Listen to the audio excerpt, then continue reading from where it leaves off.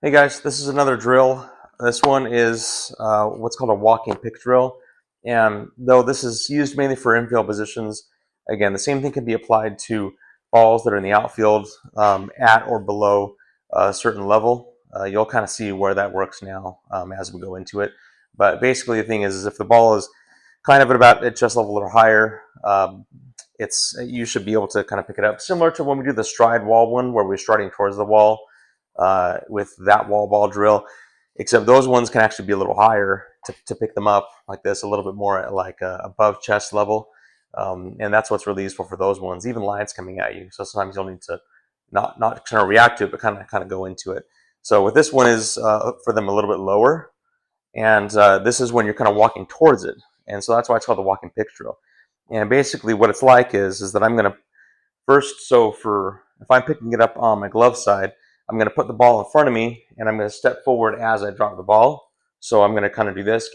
Make sure to keep the ball, if it's a baseball, checking how it bounces. It needs to bounce high up enough that you have time to scoop it up. If it's a very bouncy ball, you don't need to drop it from very high, but you'll kind of get an idea from it. For a baseball on this kind of garage tiled floor, I have to drop it at about eye level to where I have time. You just want to be able to have time to pick it up. That's all it is. So basically what I'm going to do is I'm going to drop the ball, put my right foot forward, and scoop it up with my left hand, like that. So I'm going to scoop it with my glove side. My right foot's forward, so I strode out to meet it. And then the other one you're going to do is, so that's one of the steps. The second step is that you're going to catch it on your backhand. And to do that isn't dropping it out, it's kind of tossing it a little bit. So I'm basically just going to toss the ball, and then I'm going to catch it with my backhand. And when I did that, I strode out with my left foot.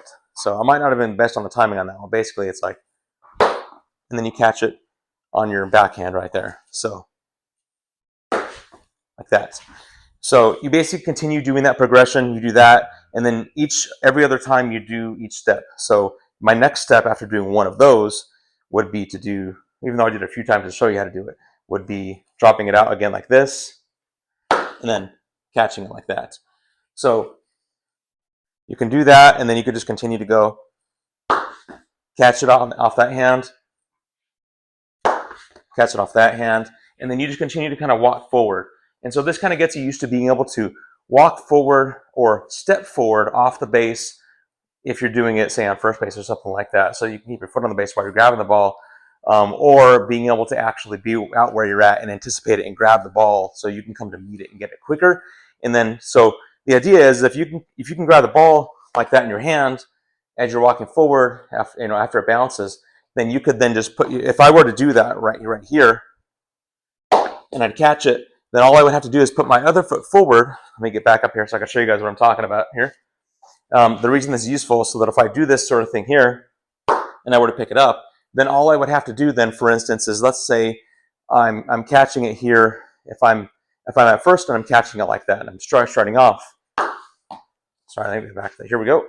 And I pick it up. Then my foot's here, and I've caught it. But let's say there's someone else on base. So all I have to do then at that point is I just have to. I've already caught it on the base, right? So I'm good. So that's if there's someone coming in from a batter coming in that had just batted it towards me. I've got it. My foot's on the base already. So then all I have to do is just pivot and then throw it in. So, or at that point, if my foot was forward, again, I can step back and take a pivot. So hopefully it's only one more step where you actually have to get in position to throw it. And kind of the same way if you're going kind of offhand or on your backhand like that. So if I'm going on my backhand and I catch it, then I'm kind of in position already. I might just be able to stand up, get in position and throw it right here. Or at that point, I can pivot and throw it like this. So the goal the idea is that you catch it in stride and you're already in a position to possibly throw it, making sure that your foot is facing the general area, your lead foot, where you're going to be throwing it. So that's why it's useful.